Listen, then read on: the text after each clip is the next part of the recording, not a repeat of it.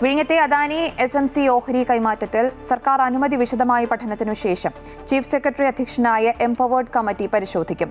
രാജ്യസുരക്ഷ ഉൾപ്പെടെ കണക്കിലെടുത്തായിരിക്കും തീരുമാനം. വിഴിഞ്ഞം തുറമുഖം നിർമ്മാണത്തിനായി രൂപീകരിച്ച അദാനി വിഴിഞ്ഞം പോർട്ട് പ്രൈവറ്റ് ലിമിറ്റഡ് കമ്പനിയിൽ MSC ഷിപ്പിംഗ് കമ്പനി നിക്ഷേപം നടത്താൻ ഉദ്ദേശിക്കുന്നുവെന്നും ഇതിനായി സർക്കാർ അനുമതി വേണമെന്നുമാണ് അപേക്ഷയിൽ അദാനി ഗ്രൂപ്പ് ആവശ്യപ്പെട്ടിരിക്കുന്നത്.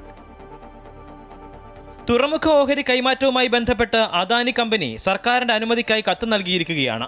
മുഖ്യമന്ത്രിയുടെ ഓഫീസിനും വിസിൽ MDക്കുമാണ് കത്ത് നൽകിയിരിക്കുന്നത്.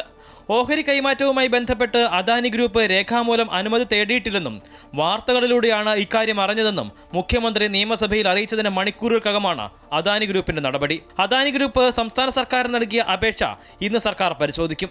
ഇതിനായി ചീഫ് സെക്രട്ടറി അധ്യക്ഷനായി എംപവേർഡ് കമ്മിറ്റി രൂപീകരിച്ചു. വിശദമായ പഠനത്തിന് ശേഷമായിരിക്കും സർക്കാർ തീരുമാനം. രാജ്യസുരക്ഷ ഉൾപ്പെടെയുള്ള കാര്യങ്ങൾ പരിഗണനാ വിഷയമാകും. അതേസമയം സർക്കാരുമായുള്ള കരാർ വ്യവസ്ഥ ചൂണ്ടിക്കാട്ടുകയാണ് അദാനി ഗ്രൂപ്പ്.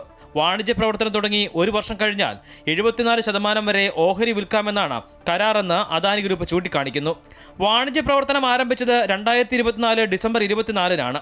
കഴിഞ്ഞ ഡിസംബറോടെ വിൽപ്പനയ്ക്ക് അവകാശമായെന്നും അദാനിയുടെ വാദം. വിഴിഞ്ഞം തുറമുഖത്തിൽ അദാനി കമ്പനിയുടെ 49% ഓഹരി MSCയുടെ ടെർമിനൽ വിഭാഗമായ TIL സ്വന്തമാക്കുമെന്ന് റിപ്പോർട്ടുകൾ പുറത്തു വന്നിരുന്നു. TILന് 27,000 കോടി രൂപ മൂല്യമുണ്ട്. 100-ലധികം കണ്ടെയ്നർ ടെർമിനലുകളും പ്രതിവർഷം 70 ദശലക്ഷത്തിലധികം TE ചരക്ക് നീക്കവുമാണ് ഇതിനുള്ളത്.